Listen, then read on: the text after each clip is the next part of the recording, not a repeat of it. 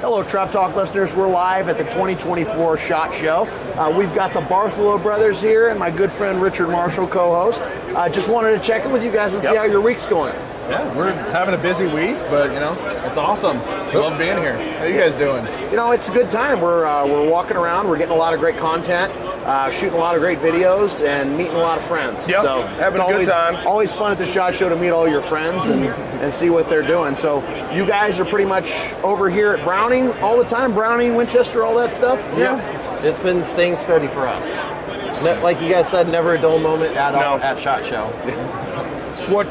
So what do you guys got going on for the 2024 year?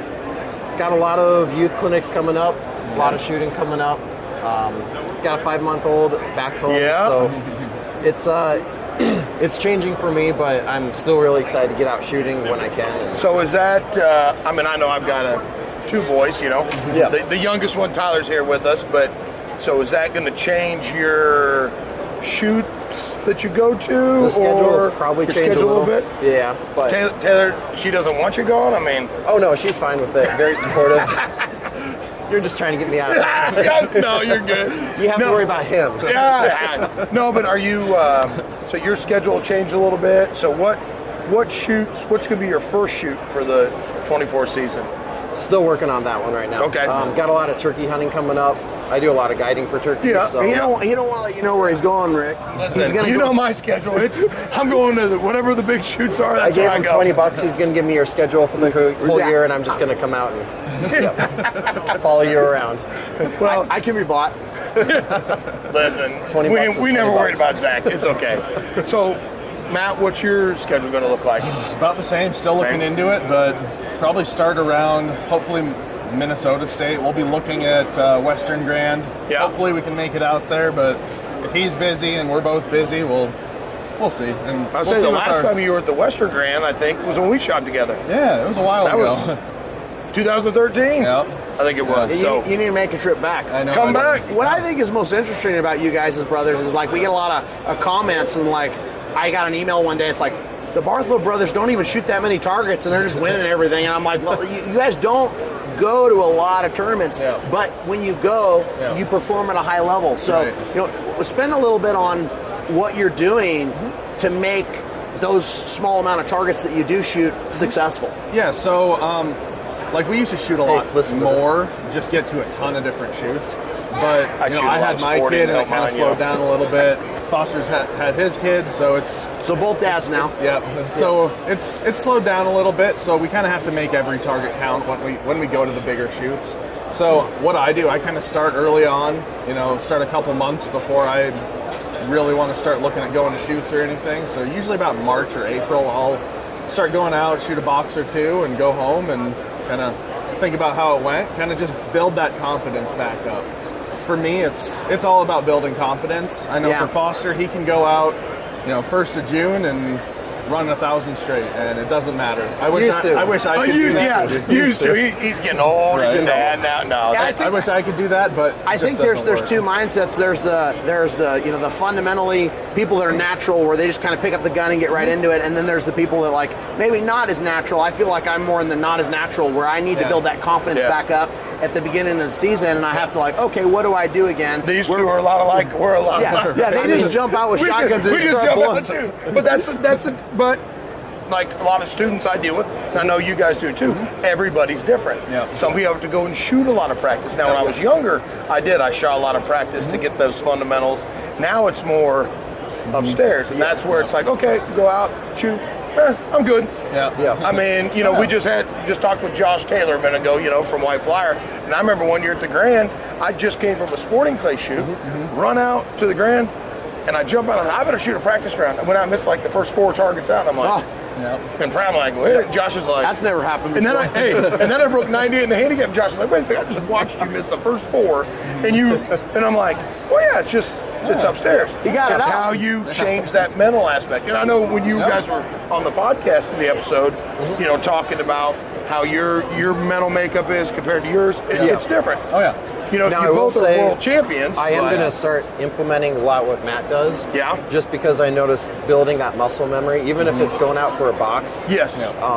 Just getting that over a period of a month and then you get back into the rhythm.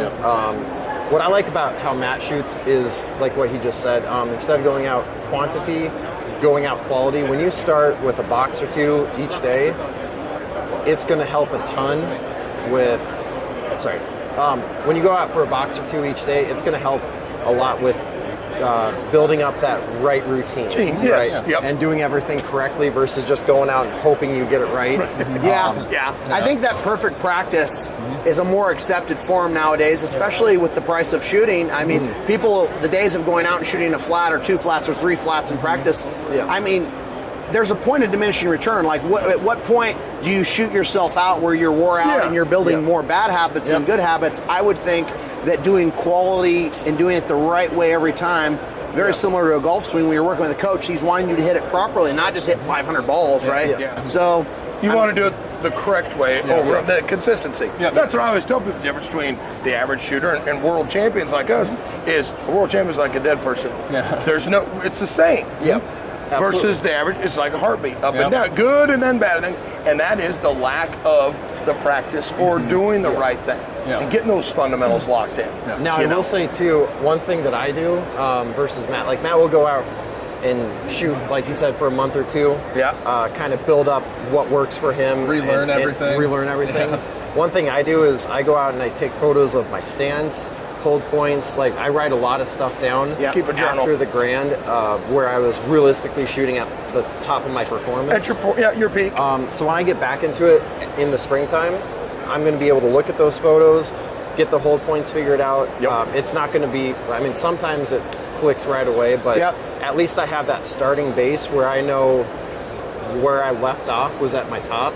And now when I roll over, I can be right back there. Back to the deal. And that's a good thing. I always tell all my students, keep a journal. Write things down, no matter if it's good, bad, whatever. That way you can see the conditions, how the weather was. Well, God, it was windy, but I shot this way. It was really windy and I shot this way. That's great. You know, and that's, a lot of people don't do that anymore. Absolutely. They just go, oh, I'm going to the shoot. Or like we talked, I know when we were on the podcast, people just go out to shoot to feel the gun go off. I hear that all the time at the clubs. Just make a gun go off. And I'm like, and that's why, like, for me, like, you go out and shoot a lot of practice, you know, 2 or 3 months fire. I go in between shoots and I'll shoot sporting clays. Like myself, Ryan Glow, Zach Bryant, you know, we have a sporting clays league we do. So when we're shooting hot and heavy in June, July, that's what we're doing. And guys are like, really? I said, well, yeah, we're shooting targets all over the place. You get on the trap field, it's like, oh, okay. Because they're not going the same spot every time. We'd love them to, but, you know, that, and it is. And that really will help, I think, a lot of the listeners and students is, you know, going out and doing perfect practice. You know, the short set a regimen. You know, and that's a good thing. Now, how many do you shoot usually, like, in a day? I'll go out, and for me, like I said, it's about building that confidence. So I will go out and I'll have a set amount in my head, you know, maybe 2 boxes, 3 boxes. 50 to 75, I remember you saying. A lot. 50 singles, 50 handicap, hitting them whatever the right way. But if I get done with 1 box and mentally I'm totally confident, it felt great, I'll end it there. I mean, what I found works for me is to end on a great note, and that way I carry it into the next time I go. That's right. I mean, the worst thing you can do is have a great box and then have a box where it all just falls apart and end on that. Then you're thinking. Well, and what I do, like when I'm teaching, especially private lessons, have a student, they miss the last one and it's the end. I'm like, you got an extra shell, right? Well, I'm going to shoot another one. And then they hit it, and they're like, and I had a student actually call me afterwards, he goes, you know what, I didn't realize what you did. But now I understand. He goes, because if I'd have missed, I'd have been like, the whole way home where I hit it. Oh, okay, ended on a good note. So that's good advice. And likewise, if I have a set amount in my head and the last box doesn't go well, I'll shoot another box. And just kind of fix everything in my head. Ending on strength is always better mentally. You know, leave with that positive. I guess one question I have for you guys, since it's been 6-7 months since we did the last podcast, is there anything that's majorly changed since the podcast, or any new goals or any new announcements moving forward since then that have changed in your guys' life? I'm going to kick his butt in doubles next year. Is this a bet, folks? We got it. Now Zach made a bet with me at the Autumn Grand for $1 million, and I'm gonna win that bet. So, is is there like a little brotherly, competition? There's or- always a brother. I know there is. But Are you putting down the singles barrel and you're picking up the doubles barrel? You're I've just been doing that for like 3 years. And so, No, I tell you, folks. Matt is the 3-time doubles champion. Consecutive. Yes. He would have broke all the doubles at the Grand, but my co-host. I helped him out. See, I knew how he's trying to use it. There's a lot of pressure There on wouldn't all have the been no doubles. pressure. You miss one, going to the championship. He did it's the that, right and I thing to was do. like, and it's the are Kubota you doubles. Who kidding me? cares about the Kubota doubles? You do. Well, that's the only one I run every year. no, we joke around a lot. Yeah. But at the end of the day, I'm very supportive. I can't be happier that he's won 3 in a absolutely. row. It's an amazing feat that no one's ever done, obviously. Yeah. Well, honestly, it'll be a long time, I think. Proudest brother in the world. But Yeah. I'll try to Kick his butt. I know, you can say it. Yep. Well, and that's the thing. Hey, we're all competitors, Yeah. but we're friends. Absolutely. And listen, like my squad, if I don't win, I'm wanting my squad to win or someone I know to win. That's a cool deal It's always to fun. see. Yeah, and it is. We're realistic. Not everyone's going to win every single time you go to shoot. That's why we love the sport. Unless you're Otherwise, Matt and you win the doubles for 3 years. Us, Okay, the but- doubles, yeah. But other than that, that's what keeps you coming back. Yep. If you were winning every single time, I think it would get a little, boring. But I don't know about I that. don't know. Maybe not. It's Zach. It's never boring. It's always a wild ride. Zach, mentally. he's really wanting one of these. Hey, Matt, can you loan him one? Yeah. Look, He's see? got three. Hey, look. See, you can find. one day I'm telling you, I'll I see get one two. of these That's why I things. did that. If I have I to know. die, I'm going to get one. I will need your ID if you put it want on, to hold on. Yes. No, hey, we appreciate you guys getting with us here. I know you're busy.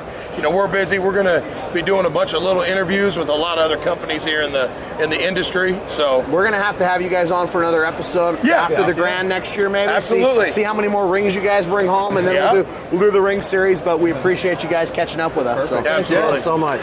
Really appreciate it. Absolutely. It's always a pleasure. Thank you guys. Thanks, bud. Thank you.